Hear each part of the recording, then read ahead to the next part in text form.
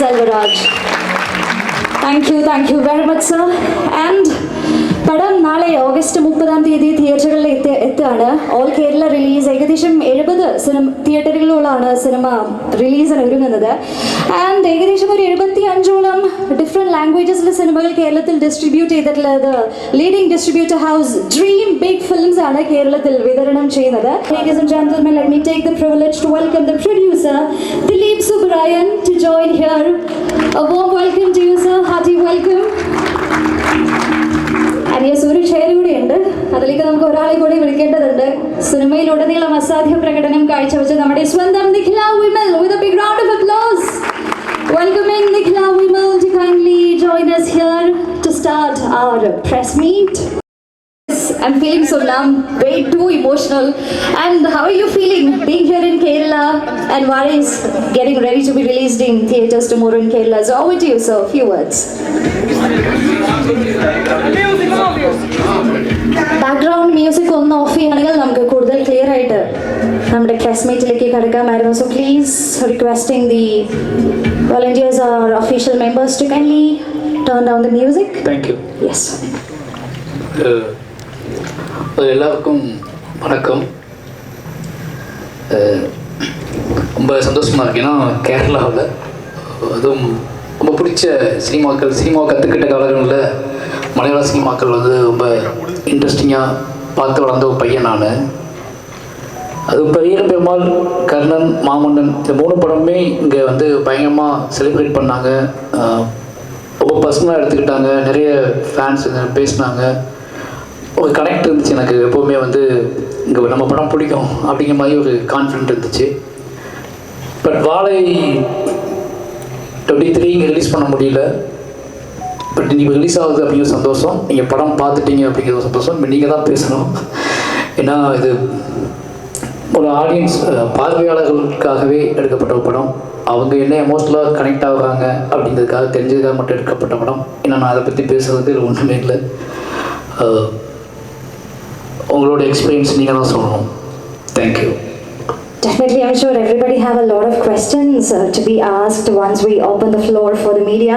And coming to producer Dilip Subramanian, sir, I know Tamil Nadu romba hit adana padam odikondirike, like first week 11 crores mele da gross collection. And how are you feeling about the film's release tomorrow in Kerala? எல்லாருக்கும் வணக்கம், நமஸ்காரம். ஆக்சுவலாக நான் fight master, அப்புறம் தான் producer. Okay, மலையாளத்தில் நிறைய படம் செய்திട്ടുണ്ട്. Masters, grand master, Thiruvambadi, Thamba, தட்டத்தின் மதுரை, மரியாதை, கோப்ரா, லால் சரடோ, கோப்ரா, நிறைய படம், காயங்குளம், கொச்சுண்ணி எல்லாம் பண்ணியிருக்கேன். அஸ் எ ப்ரொடியூசர் ஆக்சுவலாக 2 பேர் இருக்காங்க. மாரி செல்வராஜ் சார் ப்ரொடியூசர், நான் ப்ரொடியூசர். ரொம்ப சந்தோஷம் இது. பிகாஸ் ஒரு ஸ்மால் ஃபிலிம் இவ்வளோ பிக் ஸ்கேலுக்கு ஆடியன்ஸ் வந்து அதை பர்சனலாக கனெக்ட் பண்ணி எடுத்துகிட்டு போனது வந்து they will enjoy that film like any thing. So அது ரொம்ப சந்தோஷம். எவ்ரிபடி அந்த எமோஷனை கனெக்ட் பண்ணிக்கிட்டாங்க. ஸோ இப்போ ஆக்சுவலாக தமிழ்நாட்டில் மக்கள் வாழையை தூக்கிட்டு போயிட்டுருக்காங்க. அதேமாரி கேரளாவும் உங்களுக்கு பயங்கரமாக வாழையை தூக்கிட்டு போயிருக்கணும் நம்பிக்கை இருக்குது. Thank you so much for media and press people. Thank you so much. Definitely, we are also looking forward to that. In fact, everybody here is way more emotional after watching the film. Thank you so much, sir. And Nikhila, asadhya performance ആണ് സിനിമയിൽ നമ്മൾ കണ്ടത്. Like ഒരുപാട് വിശേഷങ്ങൾ നടക്കുന്ന ടൈമാണ്. നമ്മുടെ already ഓടിക്കൊണ്ടിരിക്കുന്നു. And now coming with Vare. And how are you feeling having watched the film, about your performance and about the film as well? എന്താണ് ഈ ഒരു മൊമെന്റിൽ പറയാനുള്ളത്? എല്ലാവർക്കും നമസ്കാരം. ഒരുപാട് സന്തോഷം. മീഡിയ ആൻഡ് നമ്മൾ ഇൻവൈറ്റ് ചെയ്ത് ഇവിടെ വന്നിട്ടുള്ള ഗസ്റ്റുകൾക്ക് എല്ലാവർക്കും ഒരുപാട് താങ്ക് യു. കാരണം നിങ്ങളാണ് ഇനിയിപ്പോൾ ഈ സിനിമയെ പറ്റി കൂടുതൽ സംസാരിക്കേണ്ടത്. വാഴ കഴിഞ്ഞ 23-ാം തീയതിയാണ് തമിഴ്നാട്ടിൽ റിലീസായത്. അന്ന് മുതൽ എല്ലാവരും ചോദിക്കുന്നുണ്ട് എന്നാണ് കേരളത്തിൽ റിലീസ് എന്നുള്ളത്. സോ നാളെ മുതൽ കേരളത്തിൽ നിങ്ങൾക്ക് എല്ലായിടത്തും കാണാൻ പറ്റും. ഇതെനിക്ക് സ്പെഷ്യലായിട്ടുള്ളൊരു സിനിമയാണ്. എൻ്റെ ലൈഫിലൊരു ഡിഫറെൻറ്റ് എക്സ്പീരിയൻസ് ആണ്. സോ അത് എല്ലാവരും ആക്സെപ്റ്റ് ചെയ്യുന്നു, ഒരുപാട് ആൾക്കാർ കാണുന്നു, അഭിപ്രായം പറയുന്നു എന്നുള്ളത് ഒരുപാട് സന്തോഷം. Thank you so much, and be ready to get even more compliments. I'm sure you'll get that once everybody have watched the film in theaters in Kerala from tomorrow onwards. So now, media friends and I namal floor open cheyana. You can ask your questions. Let me tell you once again, നാളെ August 30th കേരളത്തിലുടനീളം ഏകദേശം 70ഓളം തിയേറ്ററുകളിൽ വാഴ റിലീസിന് എത്തുകയാണ്. And you can raise your questions now. Media ഫ്രണ്ട്സിനായിട്ട് നമ്മൾ floor open ചെയ്തിരിക്കുകയാണ്. So please. നമസ്കാരം sir. First of all amazing film, ഭയങ്കര ഇമോഷണലായിട്ട് ടച്ച് ചെയ്തൊരു ഫിലിമായിരുന്നു. എനിക്ക് ഭയങ്കരമായിട്ട് ഇഷ്ടപ്പെട്ടു. മനസ്സിലാണെന്ന് വിശ്വസിക്കുന്നു. It's a wonderful film. Okay, ഇങ്ങനെ what was the inspiration to do this film? Why mainly you said it is your story, but seeing in the screen it felt something connecting to you know. என்கிட்ட என்னை பற்றி யோசிக்கும் போது, நான் என்னை பற்றி தனியாக யோசிக்கும் போது எனக்கு அதிகமாக வரக்கூடிய ஒரு கதை இதுதான்.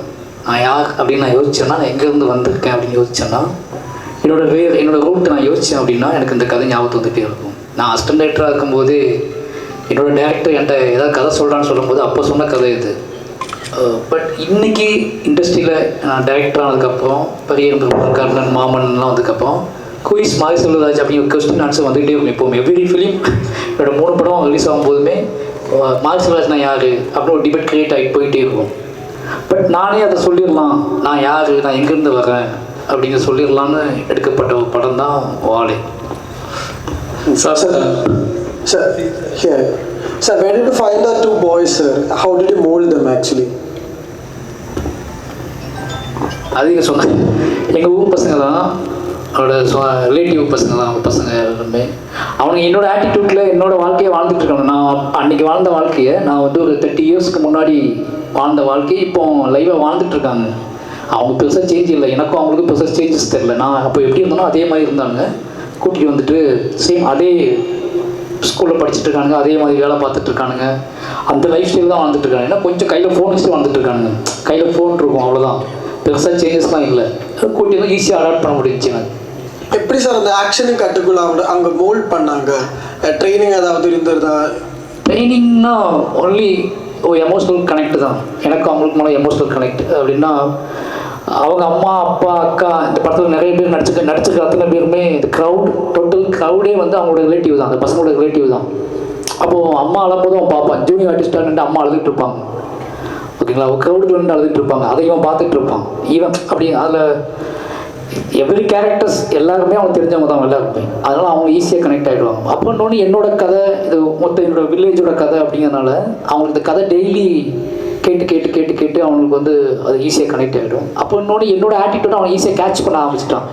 நான் ஊரில் எப்படி என்னோட வில்லேஜில் நான் எப்படி வாழ்ந்திருக்கேன் அப்படிங்கிற அந்த ஆட்டிடியூட்டை வந்து அவன் ஈஸியாக அதை ஆக்டிங்காக அவனுக்கு இன்றைக்கி அதை ஆக்டிவாக கணிச்சிட்டு அவன் ஆக்டிவாக அதை யோசிக்கவே இல்லை. அதுதான் ஆக்டிங் நினைக்க அவன் நினைக்கல. நான் என்ன பண்ணுறேன்னா அதை அப்படியே பண்ணி அவன் பழகிட்டான். அதனால் ரொம்ப ஈஸியாக இருந்துச்சு, அவ்வளோதான். இப்போ ட்ரைனிங்லாம் பண்ணலை. நான் என்ன மாமன்னன் ஷூட்டிங் முடிச்சுட்டு உடனே அப்படியே போய் ஆரம்பிச்சது அந்த படம். எந்த ட்ரெயின்லாம் பண்ணல. பசங்க 2 பேர் இவங்க தான் முடிவு பண்ண உடனே அப்படியே ஸ்டார்ட் பண்ணி ஒரு ஷெடியூலில் முடிச்சிட்டோம் படத்தை. Thank you sir. உங்களோட எல்லா படத்துலையும் பரியன பெருமாளாக இருந்தாலும் சரி, மாமன் சரி, எல்லாத்துலேயும் ஒரு ரோ ஸ்டோரிஸ் இருக்குது. அந்த சொசைட்டியில் ஒரு ப்ரொட்டஸ்ட் மாதிரி ஃபீல் பண்ணுறேன். எதுக்கு இதுக்கு இவ்வளோ கோபம்?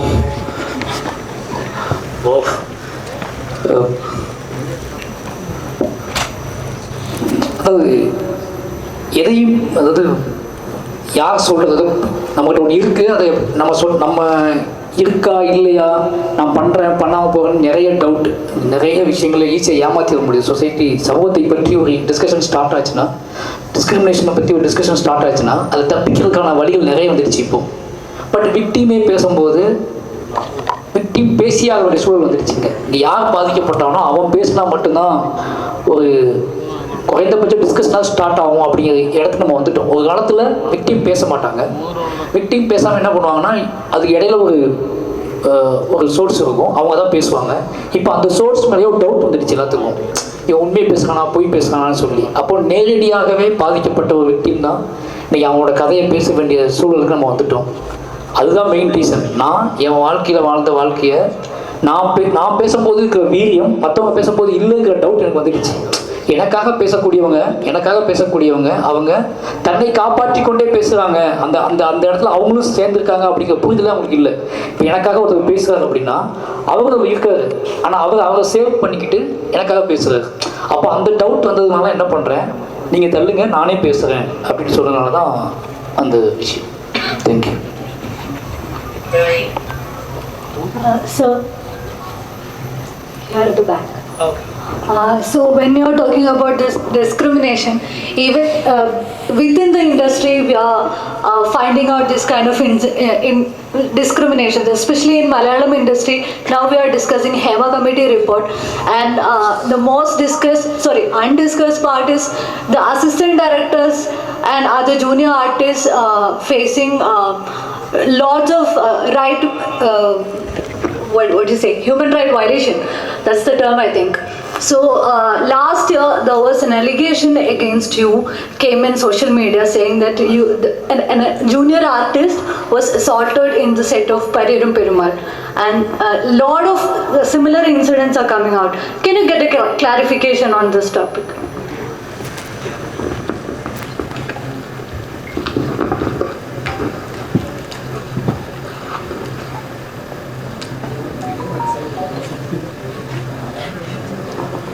What is this? புரியல எனக்கு. No, last year a post in Facebook came out. In that, I think it was a clip of an interview. In that, the junior artist acted in Parirum Perumal has came out and said that there was a lot of abuses happened in the set of that movie. Is that true? Is there any?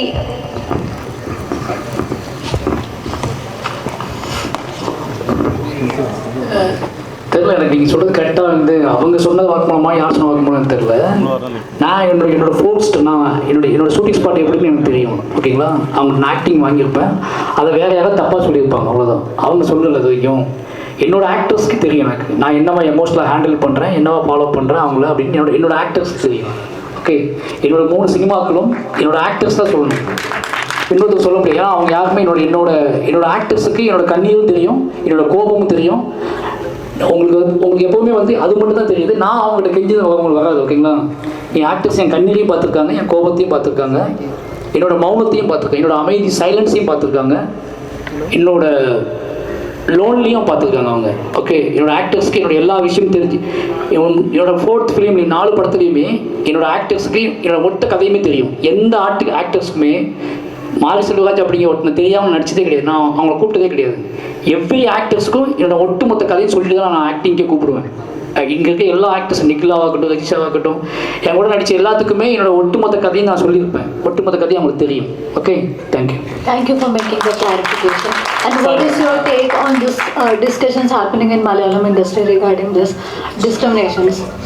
எனக்கு தெரியல, கரெக்டாக இன்னும் அதை பற்றி நான் full details collect பண்ணல. Okay, but victim பாதிக்கப்பட்டவங்க பேசுனாங்கன்னா அதுக்கு நம்ம செவி சாய்ச்சி தான் ஆகணும், அதுக்கு நம்ம வந்து காதுகள் கொடுத்து தான் ஆகணும். யார் பாதிக்கப்பட்டிருக்காங்களோ அவங்க பேசுனாங்க அப்படின்னா நாம் அதை உதாசீனப்படுத்த முடியாது. Thank you sir. தேங்க்யூ. இந்த ஃபிலிமில் அந்த கம்யூனிசம் சிம்பிள் காட்டிட்டு இருக்கு. ஏன் அந்த சிம்பிள் டேரக்ட் நார்மலி அந்த நம்ம ஃபிலிம் பார்க்கும்போது ஏதாவது என்னோட அப்பா கம்யூனிஸ்ட், சித்தப்பா அப்பாவோட பிரதர். ஓகே, அவர் கம்யூனிஸ்ட்.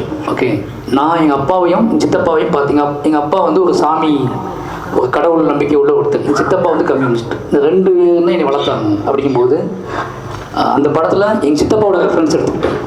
எங்கள் சித்தப்பா பையனும் இந்த விபத்தில் இறந்து போயிட்டான். இந்த சேகர் கேரக்டர்ஸ் மை சித்தப்பாவோட சன். ஓகே, அந்த ரெஃபரன்ஸ் கம்யூனிஸ்ட் வீட்லேயும் இந்த சம்பவம் நடந்துச்சு, இந்த நிகழ்வு இந்த ஆக்சிடென்ட் நடந்துச்சு. ஓகே, அதனால் அவரோட ரெஃபரன்ஸ் எடுத்துக்கிட்டு இந்த പടത്തെ പണിയാണ്. Thank you. നിൽക്കില്ല ഇവിടെ. മറ്റു ഭാഷകൾ പൊതുവെ നമ്മൾ പോകുമ്പോഴത്തേക്കും നമുക്ക് കുറച്ച് ബാരിയേഴ്സ് പ്രശ്നം ഉണ്ടാവില്ല, ഇപ്പോൾ ലാംഗ്വേജ് ആണെങ്കിലും അങ്ങനെയൊക്കെ. പക്ഷെ ഇത് വാഴയെ പോലത്തെ ഒരു സിനിമ എന്ന് പറയുമ്പോഴത്തേക്കും അത്ര കോംപ്ലക്സ് ആണ്, അത്ര നമ്മളോട് ഭയങ്കര റിലേറ്റബിൾ കൂടിയാണ്. എങ്ങനെയാണ് ശരിക്കും ഈ ഫസ്റ്റ് ഡേ ഷൂട്ടൊക്കെ പോയിട്ടും ഇപ്പോൾ ഔട്ട് കാണുമ്പോഴത്തേക്കും എന്താ ഫീൽ ചെയ്യണേ? ഞാൻ ഇന്നാണ് ആക്ച്വലി സിനിമ കാണുന്നത്. എനിക്ക് കാണാൻ പറ്റിയിരുന്നില്ല, ഞാൻ ഒരാഴ്ചയായിട്ട് പനി പിടിച്ച് കിടപ്പായിരുന്നു. ഞാനും ആദ്യമായിട്ടാണ് ഇവിടെയാണ് സിനിമ കാണുന്നത്. എനിക്കും അത് ഒരുപാട് ഇമോഷണലി കണക്ട് ആയിട്ടുണ്ട് സിനിമ. ഞാൻ സാറ് പറഞ്ഞതുപോലെ സാറിൻ്റെ ലൈഫ് ഫുള്ള് സാർ നമ്മളുടെ അടുത്ത് എല്ലാവരുടെ അടുത്തും പറയാറുണ്ട്, സാർ എങ്ങനെയാണ് സാർ മാരി സെൽവരാജ് ആയത് എന്നുള്ളൊരു കഥ നമുക്ക് എല്ലാവർക്കും അറിയുന്നതുകൊണ്ട് ഇത് കാണുമ്പോൾ മൂപ്പരുടെ സിസ്റ്ററിനെ, മൂപ്പരുടെ ഫാമിലി, ഈ കാണുന്ന ഊരിലുള്ള ആൾക്കാർ 19 പേരും മരിച്ചത് ഇവരുടെ റിലേറ്റീവ്സാണ് എല്ലാവരും മരിച്ചിരിക്കുന്നത്. സോ അങ്ങനെ ഒരാൾ ആ സിനിമ എടുക്കുമ്പോൾ അതിൻ്റെ പുറകിൽ ഒരുപാട് ഹാർഡ്ഷിപ്സ് ഉണ്ടാവാം, ഒരുപാട് ഇമോഷണൽ ട്രോമാസ് ഉണ്ടാവാം. ഇതെങ്ങനെ ഷൂട്ട് ചെയ്തു എന്നാണ് ഞാൻ ആലോചിക്കുന്നത്. കാരണം ബുദ്ധിമുട്ടായിരിക്കുമല്ലോ ഒരാൾക്കത് പിന്നെയും അതിൽ കൂടെ തന്നെ ഗോ ത്രൂ ചെയ്യാന്ന് പറയുന്നത്. സോ എനിക്കത് നമ്മളതിൻ്റെ പാർട്ടായിട്ട് നിൽക്കുക, അതിൻ്റെ അദ്ദേഹത്തിൻ്റെ ലൈഫിൽ ഏറ്റവും ബെസ്റ്റ് സിനിമ അദ്ദേഹം ആഗ്രഹിക്കുന്ന, അദ്ദേഹത്തിന് ഈ സിനിമയിൽ വന്നപ്പോൾ ഈ സിനിമ ചെയ്യണമെന്നായിരുന്നു ഏറ്റവും കൂടുതൽ ആഗ്രഹം. അപ്പം അങ്ങനെ ഒരു സിനിമയുടെ ഭാഗമായിട്ട് നമ്മൾ നിൽക്കുക എന്ന് പറയുന്നതാണ് ഏറ്റവും സന്തോഷമുള്ള കാര്യം. അപ്പൊ ഈ കുട്ടികൾ ഭയങ്കര അസാധ്യമായിട്ട് ചെയ്തിട്ടുണ്ട്. അപ്പൊ ഈ കുട്ടികളൊക്കെ എങ്ങനെയാണ് ഈ കണക്ഷൻ വന്നത്? എങ്ങനെയാണ് ഒരുമിച്ച് ചെയ്യുന്ന സമയത്തല്ലാതെ സംസാരിക്കുക, എങ്ങനെയാണ് കണക്ഷൻ? ആ രണ്ട് ബോയ്സ് മാത്രമല്ല, ആ സ്കൂളിലുള്ള എല്ലാ പിള്ളേരും ഭയങ്കര എന്താ പറയുക കുസൃതി പിള്ളേരാണ് എല്ലാവരും. ഇവരാണെങ്കിലും ശരി എല്ലാവരും. അതുകൊണ്ട് തന്നെ എന്ന് പറഞ്ഞാൽ ഞാൻ പറയില്ലേ, ആ സിനിമയിൽ അഭിനയിച്ചിരിക്കുന്ന ഞങ്ങൾ കുറച്ച് പേരല്ലാതെ ബാക്കിയുള്ളവരെല്ലാം അതിൻ്റെ ജൂനിയർ ആർട്ടിസ്റ്റുകൾ അടക്കം നാട്ടിലുള്ള ആൾക്കാരാണ്. അപ്പോൾ അവർക്ക് ഇപ്പം നമ്മൾ ഡയലോഗ് തെറ്റിപ്പോയാലും ഇവന്മാർ നമ്മളെ കളിയാക്കും, ഇവന്മാർ നമ്മളെ പുച്ഛിക്കും. എന്നെ ഒരാൾ പുച്ഛിക്കാന്നൊക്കെ പറഞ്ഞ് ആലോചിക്കും. അപ്പം അങ്ങനെ ഉണ്ട്. അപ്പം നല്ല കുട്ടികളാണ്. നമ്മൾ അഭിനയിക്കുമ്പോഴും നമുക്ക് ഭയങ്കരമായിട്ടൊരു ഇവരിത്രയും നന്നായിട്ട് അഭിനയിക്കുമോ, ഇവരൊക്കെ അവർ അഭിനയിക്കുകയാണെന്ന് അവർക്ക് അറിയില്ല. അവരുടെ അടുത്ത് പറഞ്ഞു കൊടുക്കുന്ന കാര്യങ്ങൾ അവർ ചെയ്യാണ്. നമ്മൾ എല്ലാം ഫീഡ് ചെയ്ത് കൊടുത്തിട്ടാണ് അവരുടെ അടുത്ത് നമ്മൾ വാങ്ങിക്കുന്നത്. പക്ഷെ അവർക്ക് അറിയില്ലല്ലോ അവരിങ്ങനെയാണ് അഭിനയിച്ചിരിക്കുന്നത് എന്നുള്ളത്. അപ്പം എനിക്കും ഈ സിനിമ ഇറങ്ങുന്നതിന് മുന്നേ ഏറ്റവും ആഗ്രഹം അവർ ഈ സിനിമ കാണുമ്പോൾ എങ്ങനെയായിരിക്കും അവർ ഫീൽ ചെയ്യുന്നത് എന്നുള്ളതായിരുന്നു. അല്ലെങ്കിൽ അവരെ ഒരു ആക്ടേഴ്സായിട്ട് വന്ന് നിൽക്കുമ്പോൾ ഇതുപോലെ ഒരുപാട് മീഡിയ ഉണ്ടാവും, ഒരുപാട് ആൾക്കാർ അവരെങ്ങനെ അതെങ്ങനെയാണ് അവർ റിസീവ് ചെയ്യുക എന്നുള്ളത് അറിയാൻ എനിക്ക് ഭയങ്കര ആഗ്രഹം ഉണ്ടായിരുന്നു. ഞാനത് ഭയങ്കര എക്സൈറ്റഡ് ആയിരുന്നു. എനിക്ക് അവർ ഞങ്ങൾ പോയിരിക്കുന്ന എല്ലാ പ്രോഗ്രാംസിനും എനിക്ക് അവരെങ്ങനെ കാണും, ഞാൻ എവിടെ ഇരുന്നാലും ഇവരെ നോക്കും. കാരണം ഇവരത് എങ്ങനെയാണ് എൻജോയ് ചെയ്യണമെന്ന് അറിയാൻ വേണ്ടി അതെനിക്ക് ഭയങ്കര എക്സൈറ്റിംഗ് ആയിരുന്നു. ഇതിനകത്ത് ഒരുപാട് ഒരു ഡാൻസ് പെർഫോമൻസ് എങ്ങനെ എളുപ്പമായിരുന്നു അതോ? എളുപ്പമല്ലായിരുന്നു, അതെല്ലാം അറിയുമ്പോഴല്ല എളുപ്പമായിരുന്നില്ല. സാറും പിന്നെ നമുക്കൊരു ഡാൻസ് പഠിപ്പിക്കാൻ വേണ്ടി 2 പേര് വന്നിട്ടുണ്ടായിരുന്നു, അവരും കൂടെയാണ് ചെയ്തത്. ഒട്ടും എളുപ്പമല്ലായിരുന്നു. പക്ഷെ കാണുമ്പോൾ നല്ല അടിപൊളിയായിട്ട് ചെയ്തിട്ടുണ്ട്. അതിനെല്ലാം എളുപ്പമല്ലായിരുന്നു എന്ന് പറയുന്നത്. ഈ ഇവിടെ അല്ല, ഈ സാറിപ്പോ തന്നെ പറഞ്ഞല്ലോ ഈ ആക്ടേഴ്സിനെ പെർഫോം ചെയ്യിക്കുന്ന വിധം, അവരുടെ പെർഫോമൻസ് എടുക്കുന്നത്. അപ്പൊ സാറിന് ഇത് ഓക്കെ ഷോട്ടൊക്കെ കിട്ടാൻ വേണ്ടി നല്ല പാടാം ഒരു 17-18 ടേക്കൊക്കെ പോയാലേ ഒരു ഓക്കെ ഷോട്ട് കിട്ടുള്ളൂ. അതിൽ ഏതാണ് ഓക്കെ ആണെന്ന് നമുക്കറിയില്ല. പക്ഷെ എങ്ങനെയാണെങ്കിലും നല്ല പാടാം. അത് ഒന്നാമത് സാറ് കണ്ടിരിക്കുന്ന ആൾക്കാരാണ് ഈ സിനിമയിലുള്ള എല്ലാവരും. സാറിന് റിലേറ്റ് ചെയ്യാൻ പറ്റുന്ന ക്യാരക്ടേഴ്സാണ്. അപ്പം അവരെങ്ങനെ ഇരിക്കണം എന്നുള്ളത് സാറിന് അറിയാം. അപ്പം നമുക്ക് ചിലപ്പോൾ അറിയുന്നുണ്ടാവില്ല. അപ്പം അദ്ദേഹത്തിന് എന്താണോ വേണ്ടത് അതിലേക്ക് നമ്മൾ എത്തുക എന്നുള്ളതാണ് ചെയ്യേണ്ടത്. അത് ഫസ്റ്റ് ഓഫ് ഓൾ ചേട്ടാ, ഞാനത് മാതൃഭൂമിക്ക് കൊടുത്ത ഇൻ്റർവ്യൂ അല്ല. എൻ്റെ അടുത്ത് സിനിമയുടെ പ്രൊമോഷൻ്റെ ഭാഗമായിട്ട് പോയപ്പോൾ അവരെടുത്ത ഇൻ്റർവ്യൂവിൽ നിന്ന് അവർ കട്ട് ചെയ്തിട്ടതാണ്. അതൊന്നും മാതൃഭൂമിക്ക് ഞാൻ കൊടുത്ത ഇൻ്റർവ്യൂ. അതില്ലേ മാതൃഭൂമിയിൽ ചേട്ടൻ വായിച്ചായിരുന്നോ? അതാണല്ലോ. Last question, just one more question, ഒരു ഒറ്റ ക്വസ്റ്റ്യൻ കൂടെ. സാർ ഒരു സാറിന് എല്ലാ പടങ്ങളിലും ഒരുപാട് കൊണ്ടുവന്നിട്ടുണ്ട്. സാറിന് ഭയങ്കര ഫാനാണ് ഞാൻ. സാറിന്റെ പൊളിറ്റിക്സ് സാറ് സിനിമയിൽ കൊണ്ടുവന്നിട്ടുണ്ട്. ഏതെങ്കിലും തരത്തിൽ സാറിന്റെ വ്യക്തി ജീവിതത്തിൽ അധികാരികൾ സാറിന്റെ സിനിമയിൽ ഇടപെട്ടിട്ടുണ്ടോ? സെൻസറിങ് സിനിമയിൽ ബാധിക്കാറുണ്ടോ എന്തെങ്കിലും? ഇത്രയും റോ ആയിട്ട് സിനിമ എടുക്കുമ്പോൾ തന്നെ സെൻസർ எல்லா படமுமே கர்ணன் வந்து ஒரு நான் ஷூட் பண்ணதை விட ஒரு 75 தான் வெளியே வந்துச்சு. 30% கர்ணனில் வந்து ஐடியாலஜி, மை கேரக்டர்ஸ், சில ஷார்ட்ஸ் எல்லாம் போய் தான் வந்துச்சு. மாமன்னன் அதே மாதிரி தான். பட் வாழையில் நடக்கல. வாழை மட்டும்தான் ஈஸியாக வெளியே வந்த ஒரு படம். சென்சார் ஆஃபீஸில் வந்து வெளியே வந்த படம். பட் பெரிய பெருமாள், கர்ணன், மாமன்னன் 3மே நிறைய சிக்கல், நிறைய காம்ப்ளிகேட்டடாக ஷார்ட்ஸ்லாம் மிஸ் பண்ணிட்டு தான் வெளியே கொண்டு வந்தேன்.